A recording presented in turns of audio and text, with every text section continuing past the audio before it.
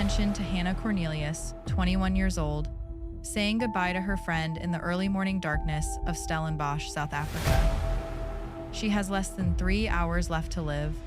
Because Vernon Whitby, 19 years old, a predator with cold calculation in his eyes, is watching from the shadows with 3 accomplices. On this day, Hannah planned to safely deliver a friend home. On this day, Vernon intended to hunt. This is the story of 11 hours that changed everything.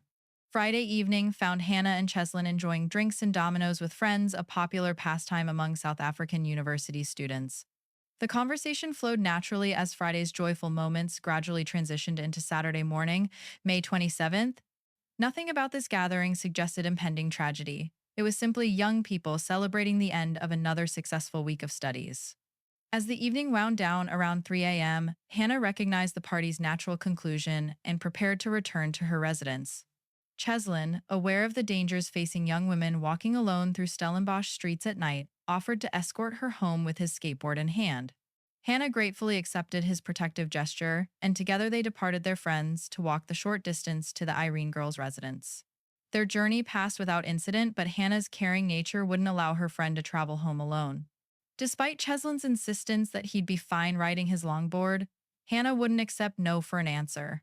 She knew her car provided far greater safety than a skateboard during those vulnerable pre-dawn hours. And so they climbed into Hannah's Volkswagen, driving toward Cheslin's residence in what should have been a routine act of friendship. At exactly 3 a.m., Hannah parked her vehicle on a small patch of grass while they chatted and prepared their goodbyes. Neither realized that 4 men had noticed them along the road and decided to circle back toward the stationary car.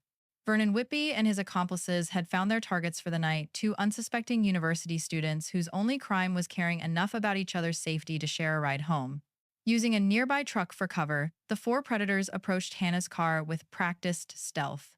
A sudden violent thud at the door instantly shattered Cheslin's and Hannah's sense of security. The passenger door was ripped open, and sharpened screwdrivers plus flip knives were pressed against their bodies. The situation became deadly serious in mere seconds. The 4 men forced themselves into the vehicle, and Hannah and Cheslin became real-time victims of a carjacking. Nashville Julius immediately departed, having completed his role of identifying and securing a target vehicle. His participation ended there, but the nightmare for Hannah and Cheslin was just beginning. Inside the cramped car, Hannah found herself shoved between the front seats, flanked by Vernon Whitby and Gerald Parsons.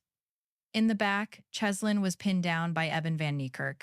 At 3 a.m., Hannah's distinctive Volkswagen Golf drove away with all 5 people aboard 2 innocent students and 3 calculating predators who had already decided their victims' fates. These initial moments must have been agonizing for Hannah and Cheslin. Neither knew what awaited them, but both understood they were completely at the mercy of men who clearly possessed none. Surveillance footage captured this departure, but Hannah's vehicle wouldn't be seen again for over an hour during which unspeakable horrors would unfold. Somewhere along the dusty roads outside Stellenbosch, the men stopped and forced Cheslin into the vehicle's trunk. They stripped him of his jacket, shoes, and wallet, treating him like an object rather than a human being.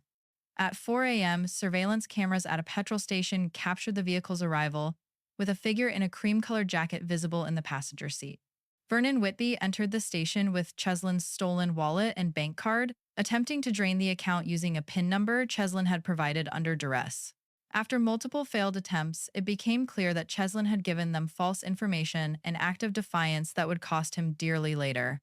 Frustrated but undeterred, the group continued their journey toward Krugersdorp, a neighboring town. Hannah Cornelius was born to magistrate Willem Cornelius and lawyer Anna Cornelius on February the 12th, 1996, in the picturesque wine country of Stellenbosch. Growing up in this affluent university town, surrounded by rolling vineyards and oak-shaded streets, Hannah embodied everything beautiful about South African youth: optimistic, driven, and deeply compassionate. Throughout this horrific journey, with Cheslin trapped in the trunk, Hannah remained in the front seat surrounded by 3 dangerous strangers. She demonstrated remarkable composure, staying compliant and cooperative, never arguing or fighting. Instead, she stared straight ahead into the sprawling dark road, perhaps hoping that cooperation might ensure their eventual release. The men made several stops throughout the area for drug-related business pickups and drop-offs that revealed their involvement in broader criminal networks. During all this time, Cheslin remained imprisoned in the trunk, occasionally attempting to kick the hood whenever he thought his captors weren't nearby. Unfortunately, the trunk remained securely shut, trapping him in a nightmare of darkness and fear. At 5 a.m., the vehicle stopped just outside Crefontaine. When Hannah asked about the purpose of this stop, the men casually told her they were taking a smoke break and would soon continue to their destination, where they'd return her car. This lie represented their final act of deception. They had no intention of releasing either victim alive. Two men exited the vehicle, went to the trunk, and removed Cheslin. Their anger over his false PIN number was immediately evident as they pushed, shoved, and forced him to walk away from the car. They commanded him to lie on the ground in what became a moment of terrible clarity. Cheslin realized he was going to die. Looking up from the ground, the last thing Cheslin saw was two men towering over him with bricks in their hands. Then everything went blank as they brutally attacked him, leaving him for dead in the South African wilderness. But somehow, miraculously, Cheslin would survive this vicious assault despite suffering massive head trauma. After leaving Cheslin for dead, the men drove to an abandoned paintball course along Bottle Ray Road. There, Hannah endured a brutal assault that defied human decency.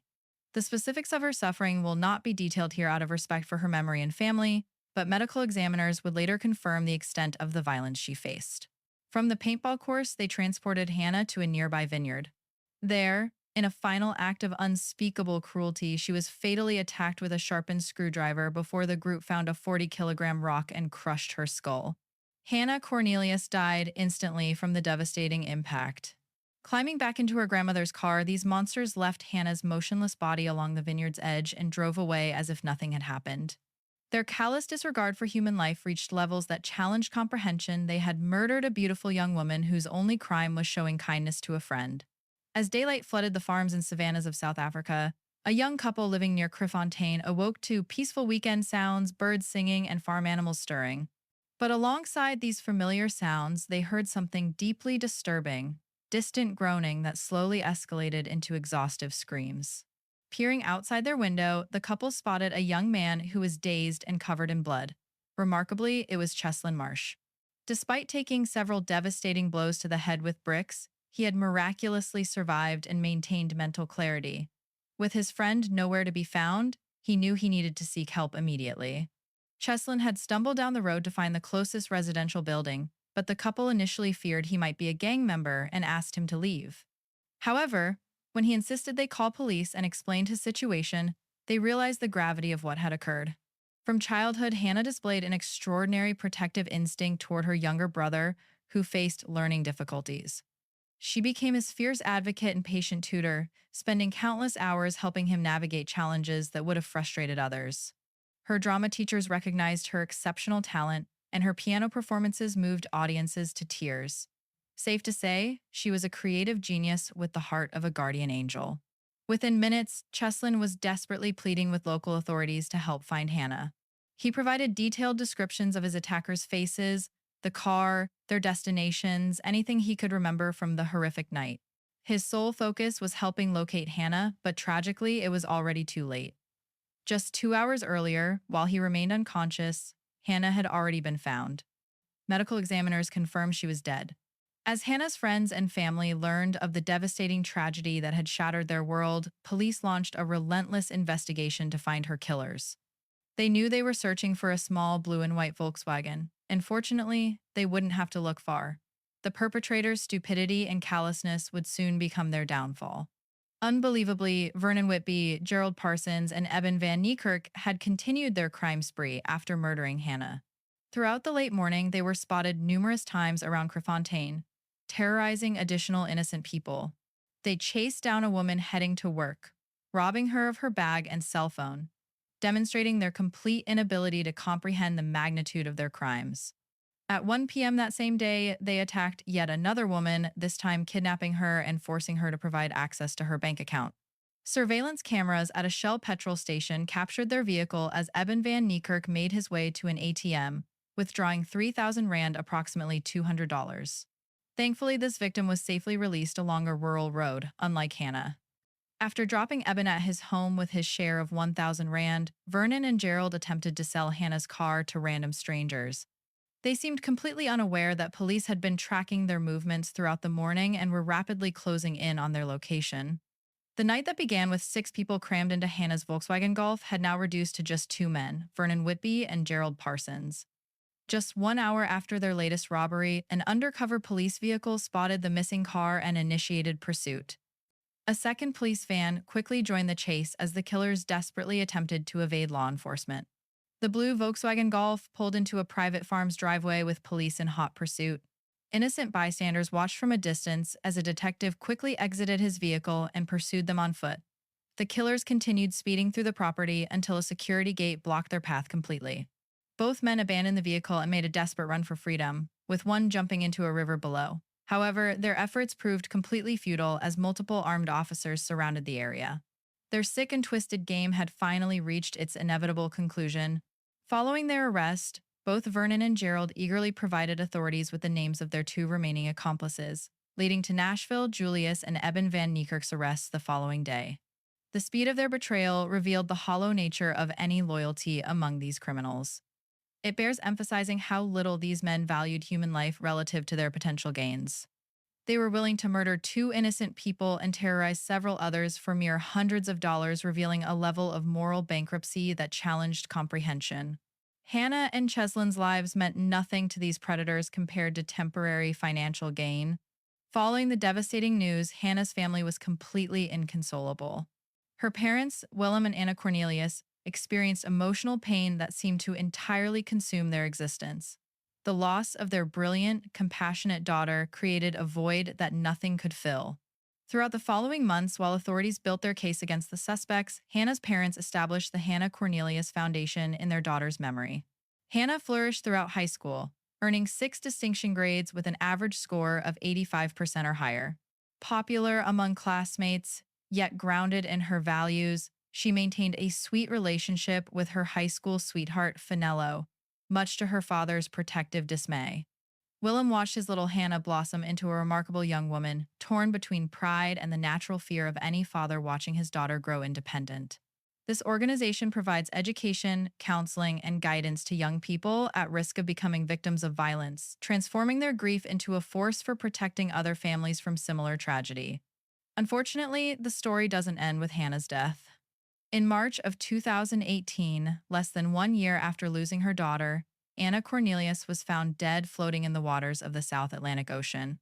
Although officially deemed an accident, Willem insists his wife had given up on life. He believes the pain of losing Hannah was simply too much for Anna to bear. She found herself walking into the ocean and, quite simply, surrendering to grief that no parent should ever have to endure. The brutal murder of one young woman had now effectively claimed 2 lives, demonstrating how violence ripples through families and communities in ways perpetrators never consider. In May of 2018, court proceedings finally began against Hannah's killers. The evidence against them was overwhelming testimonies, confessions from Vernon and Gerald, surveillance footage, forensic evidence, and most importantly, Cheslin Marsh's brave testimony from the witness stand. Investigators had even recovered the actual rock used to kill Hannah, bringing it into court as evidence of the defendant's brutality. Cheslin, who suffered permanent hearing loss in one ear from his injuries, courageously faced his attackers in court and stared them directly in the eyes while honoring his friend's memory through his testimony. Although his words were tearful and gut-wrenching to hear, Cheslin's family supported him throughout every step of the process. His determination to see justice served for Hannah provided him strength to relive the most traumatic experience of his life in front of the very men who had tried to kill him.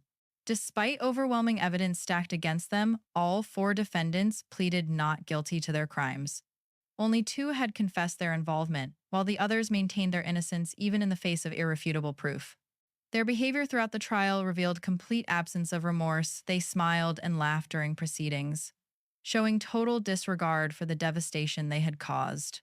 Vernon Whitby, Gerald Parsons, and Eben Van Niekerk received life sentences for their roles in Hannah's murder and Cheslin's attempted murder. Nashville Julius, who departed early in the evening, received 22 years for aiding robbery and kidnapping. While justice was served through the legal system, no punishment could restore what these men had stolen from the world. Hannah Cornelius's death resulted from pure evil. Four men with no care for anyone but themselves took to the streets to see what they could steal, with no compassion, no conscience, and no humanity. Their demonic behavior resulted in the brutal death of an innocent student and permanent physical damage to another human being. The level of disregard and malice demonstrated by these individuals defied comprehension. Hannah Cornelius was a caring and helpful individual known for her willingness to assist anyone in their time of need, whether through tutoring, struggling classmates, or volunteering with abandoned animals. Even her final night demonstrated this generous spirit. She was simply giving a friend safe transportation home when evil crossed her path. She maintained her own positive mentality despite negative influences, always insisting on seeing the best in people and situations. In summer of 2015, Hannah began her bachelor's degree in humanities at Stellenbosch University, residing at the Irene Ladies' Residence. Her 90-year-old grandmother, recognizing Hannah's transportation needs, gifted her an old blue and white Volkswagen City Golf, the car she could no longer safely operate. Between rigorous studies, Hannah dedicated spare time volunteering at the Tears Animal Sanctuary in Cape Town, demonstrating her compassion for all living creatures.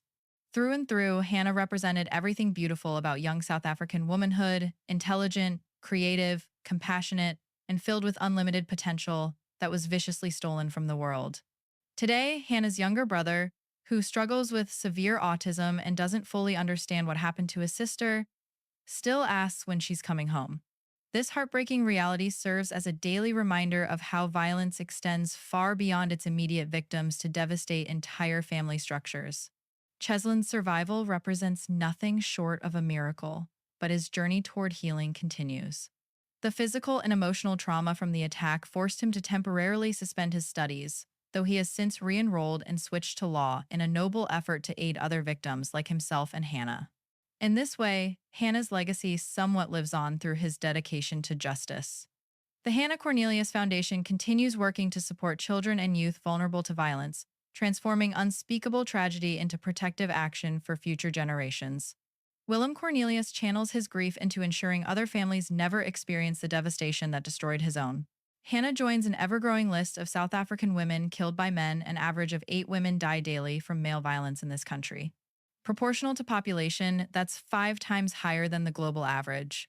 Hannah, along with victims like Nena, Jade, and Karabo, represents casualties in South Africa's ongoing battle against femicide. These aren't isolated incidents, but symptoms of a broader crisis requiring urgent societal intervention. Each victim had dreams, families, potential contributions to society that were permanently erased by men who viewed women as disposable objects rather than human beings deserving of safety and respect. The case of Hannah Cornelius forces us to confront uncomfortable truths about human evil while celebrating the indomitable spirit of a young woman who represented everything good about humanity. Her story serves as both warning and inspiration, warning about the predators who walk among us, and inspiration drawn from a life lived with purpose, compassion, and dedication to others.